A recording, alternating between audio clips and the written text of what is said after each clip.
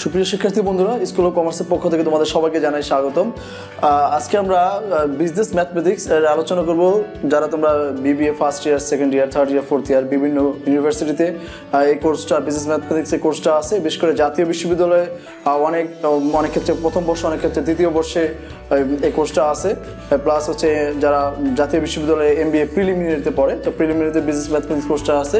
তো এখানে গুরুত্বপূর্ণ একটা চ্যাপ্টার হচ্ছে পারমুটেশন, যার বাংলা হচ্ছে বিন্যাস।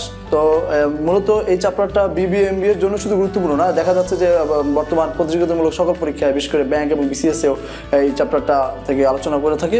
তো আমরা যারা কমার্স স্টুডেন্ট আছি, আমাদের কাছে এই চ্যাপ্টারটা একটু কঠিন মনে হওয়ার বড় কারণ হচ্ছে এটা আসলে উচ্চতর গণিতের সাবজেক্ট চ্যাপ্টার, তাই আমাদের কাছে একটু কঠিন মনে হতে পারে। তো আমরা আসলে এই বিষয়টাকে সহজভাবে উপস্থাপন করব। তো চলো শুরু করা যাক। পারমুটেশনের বাংলা হচ্ছে বিন্যাস। বিন্যাস কি জিনিস? বিন্যাস হচ্ছে যে কোনো একটা বিষয়কে কতভাবে আমরা ইলাস্ট্রেট করতে পারি, কতভাবে এটাকে আমরা বর্ণনা করতে পারি, এই একটা সংক্ষিপ্ত মাধ্যমকে আমরা বলি হচ্ছে কি বিন্যাস, যেটাকে আমরা ইংরেজিতে বলি হচ্ছে পারমুটেশন।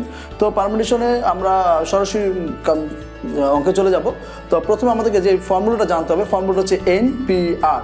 পি এখানে ডিনোট করতেছে হচ্ছে permutation, P for permutation, N for হচ্ছে এন দিয়ে আমরা বুঝাতে চাচ্ছি যে কতগুলি আমাদের ওয়ে আছে, কতগুলি আমাদের টোটাল ওয়ে আছে। আর বলতে আমরা বোঝাতে চাচ্ছি যে এখানে মানে একটা ওয়ে থেকে কত ওয়ে বিষয়টাকে সাজানো যায়। তো আমরা সরাসরি অঙ্কে চলে যাব। এখানে আমরা যেগুলো দেখতে পাচ্ছি যে এখানে কিছু চিহ্ন দেওয়া আছে। প্রথম আমরা সূত্রে আসি, NPR সমান সূত্রটা সবসময় মনে রাখতে হবে। প্রথম আমরা বলতেছি n ফ্যাক্টোরিয়াল।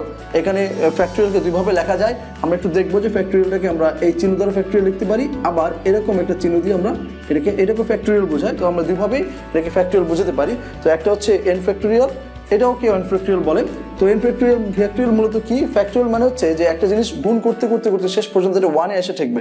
কিরকম? আমরা দেখতে পাচ্ছি এখানে 2 ফ্যাক্টোরিয়াল। 2 ফ্যাক্টোরিয়াল মানে আমরা কি বোঝাতে চাচ্ছি যে 2 ফ্যাক্টোরিয়াল মানে হচ্ছে 2 এর লাস্ট ডিজিট হচ্ছে 1, তো 2 × 1 সমান 2। আবার যদি বলি 3 ফ্যাক্টোরিয়াল, তো 3 ফ্যাক্টোরিয়াল বললে 3 থেকে 1 পর্যন্ত গুণ হবে, তো 3 গুণ 2 × 6 × 1 × 6, তো সমান হচ্ছে 6। এরপর হচ্ছে 4 ফ্যাক্টোরিয়াল। 4 ফ্যাক্টোরিয়াল বলতে আমরা যা বোঝাচ্ছি সেটা হচ্ছে 4 × 3 × 2 × 1, 2 × 24। সহজভাবে মনে রাখতে হয় এভাবে যে 3 ফ্যাক্টোরিয়াল মান হচ্ছে 6। আচ্ছা, এখান থেকে যাই, 2 ফ্যাক্টোরিয়াল মান হচ্ছে 2, তাহলে 3 ফ্যাক্টোরিয়াল মান হচ্ছে 3 × 2 সমান 6।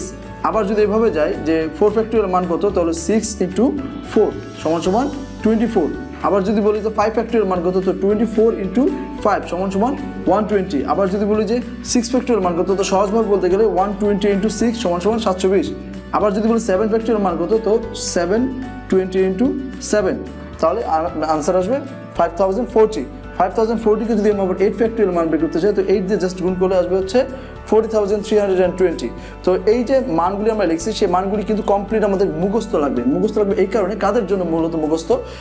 যারা বিবি এবং এমবি ক্লাসে আছে তাদের জন্য মুখস্থ না করলেও চলবে, কিন্তু ব্যাংক বিসিএস এ যেহেতু ক্যালকুলেটর ইউজ করার উপায় নেই, সেহেতু ব্যাংক বিসিএস জন্য এই মানগুলি মুখস্থ রাখতে পারতো। 2 ফ্যাক্টোরিয়াল সমান 2, 3 ফ্যাক্টোরিয়াল সমান 6, 4 ফ্যাক্টোরিয়াল সমান 24, 5 ফ্যাক্টোরিয়াল সমান 120। এই বিষয়গুলি কমপ্লিট মুখস্থ রাখতে হবে। মুখস্থ রাখলে কি হয়, যেহেতু পরীক্ষা হলে আমাদের অনেক বড় অঙ্ক করার সুযোগ নেই, প্লাস ক্যালকুলেটর ইউজ করার সুযোগ নেই। আমি বলতেছি ব্যাংক এবং বিসিএস এর কথা। তো সেক্ষেত্রে আমাদের কি করতে হবে, এই মানগুলি মুখস্থ রেখে আমাকে পরীক্ষায় উত্তর করতে হবে। তো আমরা এখন এই লেসনটাকে মূলত 3 থেকে 4 ভাগে ভাগ করছি। মূলত 3 পর্যন্ত লেসন থাকবে হচ্ছে, লেসন 3 পর্যন্ত থাকবে হচ্ছে ব্যাংক এবং বিবি এবং এমবিএ ক্লাসের জন্য এবং ব্যাংক বিসিএস জন্য। তবে ব্যাংক বিসিএস জন্য লাস্ট আমরা আরেকটা ক্লাস করবো লেসন 4-এ, যেখানে আমরা বিভিন্ন ধরনের বই, যেমন ডক্টর RS আগারওয়াল স্যারের বই, প্লাস ইন্ডিয়া বিক্স, এই ধরনের বিভিন্ন ওয়েবসাইটে যে পারমুটেশন অঙ্কগুলি থাকবে সেগুলো আমরা লাস্ট লেসনে করবো। তবে সেগুলি শুধুমাত্র ব্যাংক এবং বিসিএস কম্পিটিটিভ এক্সামের যারা চাকরি প্রার্থী আছে শুধু তাদের জন্য। তো আমরা শুরু করে দিই।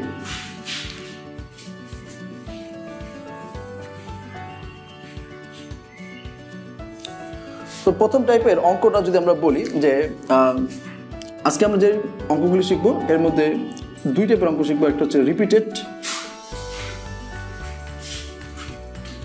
2 নম্বর হচ্ছে নন রিপিটেড। এটা কি জিনিস আমরা অঙ্ক করার সময়গুলি আমরা একটু বিস্তারিত বুঝবো। প্রথমে আমরা একটা কোশ্চেন লিখি যে how many ways the word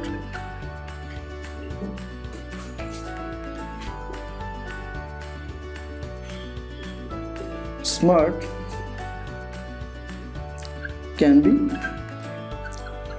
arranged.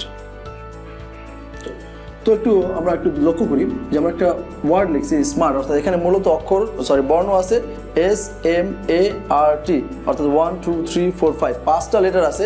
তো 5টা লেটারকে কতভাবে মানে ওলট পালট করলে, আমরা যদি একটু বলি এস এর পর এম লিখছি, তো এস এর পর যদি এ লিখি তো SMSAR, এখানে এম লিখলাম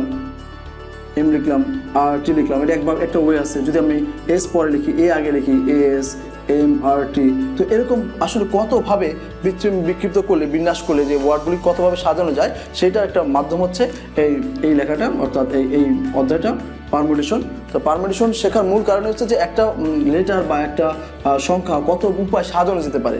তো আমরা এখানে কিন্তু লিখছি হাউ মেনি ওয়েজ, অর্থাৎ কত উপায় the word smart can be arranged, কতভাবে এটাকে সাজানো যেতে পারে। তো সাজানোর কথা যখন আমাকে বলবে, মানে সাজানোর অর্থ বলা হচ্ছে যে বিন্যাস, কতভাবে আমি এটাকে বিন্যস্ত করতে পারি। তো বিন্যস্ত করার ক্ষেত্রে আমাকে প্রশ্নটা খেয়াল করতে হবে। এই ধরনের প্রশ্ন হচ্ছে খুব সিম্পল, যেহেতু আমরা একবার স্টার্ট করতেছি লেসন 1, যেহেতু এটা, সেহেতু আমরা এটাকে একদম সিম্পল কোয়েশ্চেন দিয়ে শুরু করলাম। এখানে শুধুমাত্র এই ওয়ার্ডটাকে অ্যারেঞ্জ করা ছাড়া অন্য কোনো ক্লু কিন্তু আমাকে এখানে দেওয়া নেই। এখন আমাকে দেখতে হবে যে এই কোয়েশ্চেনটা কি রিপিটেড না নন রিপিটেড। কীভাবে বুঝবো? রিপিটেড মানে হচ্ছে একই বর্ণ, অর্থাৎ একই লেটার ডাবল ট্রিপল, অর্থাৎ একাধিকবার আছে কিনা। যদি একই লেটার ডাবল বা এর চেয়ে বেশি থাকে, তখন আমরা এটা বুঝে নেব যে এটা আমাকে রিপিটেড মেথডে করতে হবে। আর যদি বলি যে না, কোনো ধরনের লেটার এখানে একাধিকবার নাই, তখন আমাকে বুঝতে হবে এটাকে নন রিপিটেড মেথডে করতে হবে।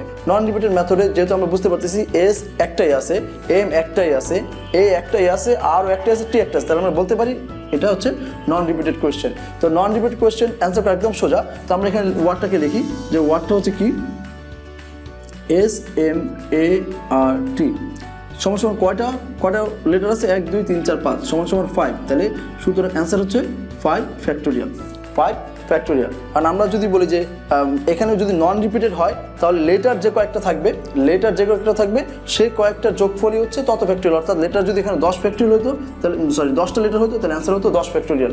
যদি 15টা লেটার হতো, তাহলে অ্যান্সার হতো 15 ফ্যাক্টোরিয়াল। তারপর আমরা একটা সূত্রের সাহায্যে প্রমাণ করে দেখি। যদি আমরা এটাকে সূত্রের সাহায্যে প্রমাণ করতাম, তাহলে এরকম হতো বিষয়টা যে SMART, অর্থাৎ টোটাল সংখ্যা হচ্ছে কয়টা? 5টা। তাহলে 5টাকে আমরা বললাম হচ্ছে, আমরা সূত্রে যদি সাজাই তাহলে সূত্র হচ্ছে NPR। তো এন এর মান হচ্ছে এখানে 5। কারণ কি? কারণ টোটাল বর্ণ কয়টা আছে? 5টা। তাহলে টোটাল বর্ণ হচ্ছে 5টা। তো 5টার পারমুটেশন করতে হবে।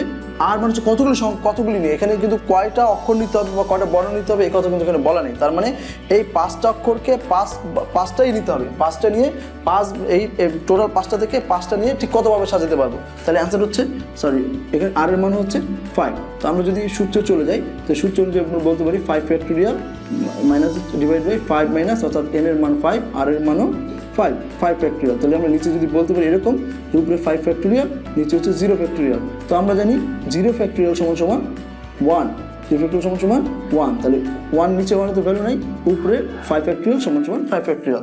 এটা কিন্তু আমরা যদি আমাদের BBA MBA কোয়েশ্চেনে হয়, তখন কিন্তু আমাকে এইভাবে এখান থেকে এইভাবে করে দেখাইতে হবে। আর যদি BCS বা ব্যাংক হয়, সেক্ষেত্রে কিন্তু আমি সরাসরি টেকনিক ইউজ করব যে এই ওয়ার্ডটার ভিতরে কয়টা লেটার আছে, যতটা লেটার আছে, এবং এটা যদি নন রিপিটেড কোয়েশ্চেন হয়, অর্থাৎ কোনো লেটার যদি ডাবল ট্রিপল এরকম না থাকে, তখন আমি কী করব, যতগুলি লেটার এখানে আছে তত ফ্যাক্টরি হচ্ছে আমার পরীক্ষার হলের উত্তর। আশা করি সবাই বুঝতে পেরেছ।